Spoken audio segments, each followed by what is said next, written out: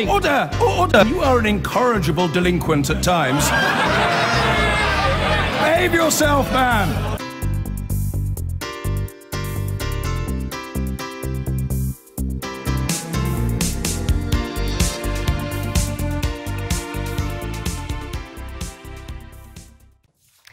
Now, billions of pounds more for schools across England. That's the promise from Labour and the Liberal Democrats. Both parties have made substantial funding pledges to boost education. The Conservatives accuse them both of made-up promises. Paul McNamara reports. Gillespie Primary School in North London. Last lesson of the day, cuts are on the agenda. Under current plans, schools across the country are facing their budgets being slashed by 6.5% in real terms by 2021. Last year, Gillespie had to make £80,000 of savings. I had to reduce staffing by a whole teacher and by one teaching assistant. Going forward then, what sort of cuts are you looking at? Well, by 1920, I fear that we might have to cut the equivalent of 2 to 3 teachers at this school. How many teachers have you got at this school? Well, we have 11 teachers at the school, including myself. So 20% of your staff then? Yeah, that would be catastrophic for a school this size. Catastrophic here would mean classes swelling to more than 30 students, or cuts to additional learning services, or both. But all that could be reversed if Labour or the LibDems come to power on June 8th. Today, both parties announced plans to pump billions of pounds into education. And today, a £7 billion package to support schools and colleges. Bearing in mind, I think everybody who's a parent, me included in this country, knows that our children are taught by brilliant people under enormous pressure. First, we will secure the best education possible for every single child by getting the basics right. And that starts with proper funding of our schools.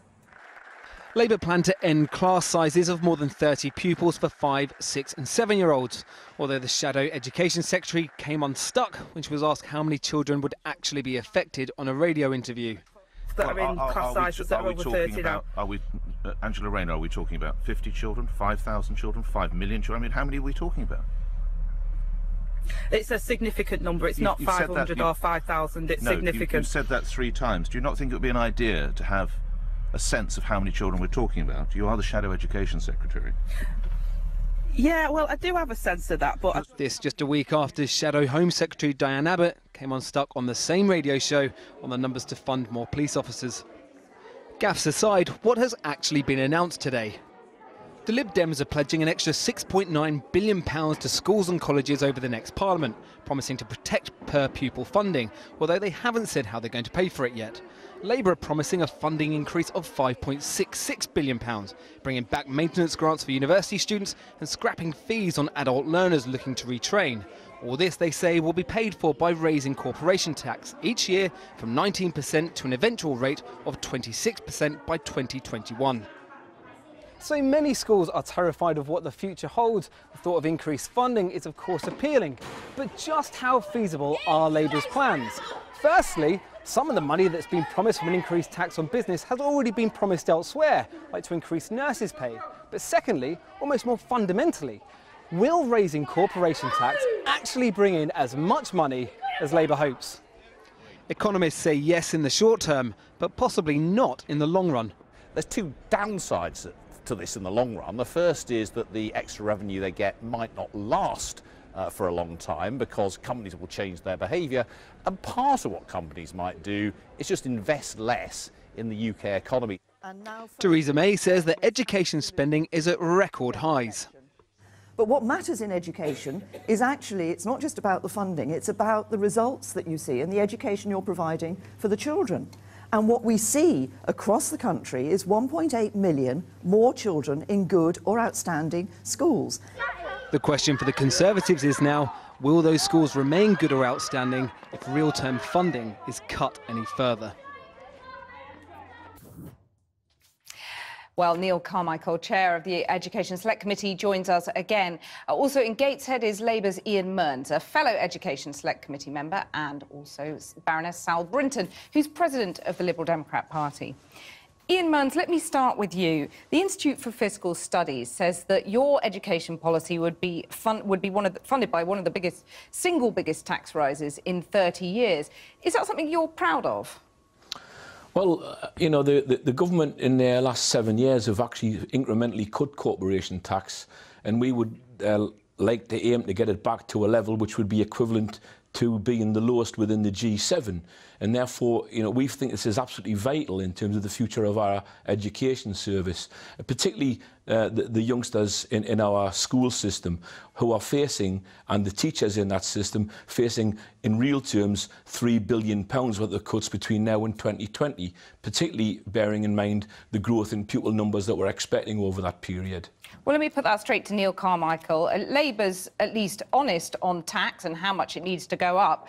Given that there are the first real-term cuts in schools' funding since the mid-1990s, would you like to see instead a real terms increase in funding? Well, overall, of course, we do have to spend more on education, and as we confront the leaving of the European Union, we'll have to make sure that all of our young people have the best opportunities that they need in order to contribute to our economy of the future, and that's the long term. And I think we've got to think about 2020, 2021 and 2022 when we discuss these matters. So just to pick you up on that, just to pick you up on that, you differ from your party's policy on that, then you would like to see real terms increase rather than real terms cut? Well, first of all, what I would say is the Prime Minister is absolutely right to point out that we are spending more than any other government has ever spent on education. That's over 42, almost 43 billion pounds. Still We've a real also terms managed cut, to invest heavily in certain... it is at the moment in some areas, but some other areas within the education budget have done extraordinarily well, including early years. And that's a point often missed by commentators and by political opponents. We've invested heavily in early years, and rightly so. And we're also focusing on skills. Let me put your points to Sal Brinton here in the studio then. Neil Carmichael there mentioned Brexit. You're partly funding your education policy by a pledge to keep the UK in the single market. But, I mean, that's as nebulous a promise as the Brexiteers putting 350 million on the side of the bus, isn't it? Actually, we want to take the corporation tax back up to 20%, so the same as Labour. That's part of it, but you also want to fund it, your leader said this morning, by keeping his point there was about making sure that the economy would be strong enough to cover the problems with the drop in the corporation tax, which the IFS commented on earlier. That's our reason why the single market remains important. But it's not fully funded if you're just relying on corporation tax. It is. We're not just relying on that. We also want to stop the grammar and free schools expansion because we know they are very expensive, especially in areas where they're not needed. And the Conservatives have consistently been putting them up in areas even when they haven't been needed. And we would also want to get rid of the married tax allowance. That's the package that gets us to 6.9 billion. OK, Neil Carmichael mentioned there of grammar schools. I mean, we don't know a lot about your education policy yet. Perhaps we'll find out a bit more in the next few days. But we do know about grammar schools and £320 million being spent on that. Is that something you'd defend to the hilt? Well, one of the things that I've been pointing out is the grammar schools as part of a wider question, which is, do we have enough skills in the sectors, and certainly vocational training and so forth? And I think that we can't get distracted from that if we focus just on grammar schools. And secondly, we've got to make sure that grammar schools do actually deliver the social mobility, which is so important to our society and to our economy, and which underpins much of the Prime Minister's thinking in her overall strategy for this country. So you're concerned about that policy? If we are going to have... well, what I think is that we've got to set it within multi-academy trusts, within a focus on social mobility, and also alongside the need to invest heavily in our skills sector. And that's what I think will come out of our overall education budget, because we have got to have opportunities for everybody. Ian Mearns, you are opposed to the grammar school policy. You'd overturn that if you got into government. You'd also abolish university tuition fees, according to your shadow chancellor. How would you fund that? Well, what I would say is that we need to see our manifesto as a whole package.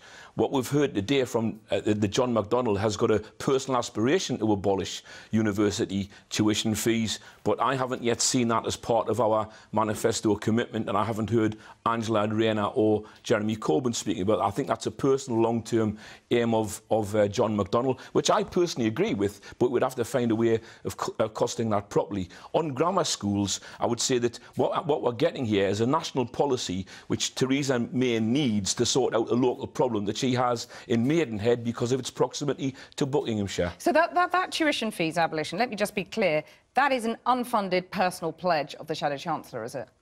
Well, that is my understanding, but, you know, when I see the full manifesto being published by our front bench team, that may or may not be in there. Jeremy alluded to that today, that it might be in there, or there might be something along those lines. Certainly what we have committed today is to reintroduce maintenance grants for low-income students. OK. Sal Brinton, are you prepared to make a personal unfunded pledge abolishing tuition fees? We are not announcing anything to do with higher education. Today we're talking about schools and further education colleges.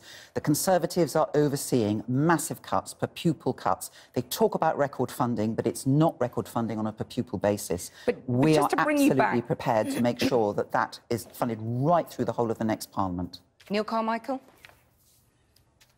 Well, I think the discussion we've just heard about whether or not Labour are going to do something about student tuition fees underlines the fact that there's just chaos within their thinking, and that would lead to chaos if they ever got anywhere near government, because they just don't know what they're really thinking about. And that is something which we really have to worry about during this general election. Ian Mearns, so let me just put that to Ian Mearns. What we need is... Let me just put that to Ian Mearns. You're in chaos, Ian. Well, You've just I think to a Neil's rehearsed these lines pledge. that he's got directly from central office very well. You know, the thing is, during an election campaign, we can actually have an open discourse. What is our long-term thinking? But at the same time, you know, let's actually wait for our manifesto and see what's properly costed within that. Because, you know, there are limitations in terms of our aspirations, in terms of what we can commit to. But what we're committed to today, by the way, is reversing £3 billion worth of school cuts and enhancing school budgets to do away with all the sorts of problems that your head teacher alluded to before. Sal Brinton, your new leader, well, he's not so new now, but he voted against tuition fees. Wouldn't be surprised to see that slip into the manifesto, would you? Wait and see. Sal Brinton, Neil Carmichael and Ian Mearns, thank you very much for joining me.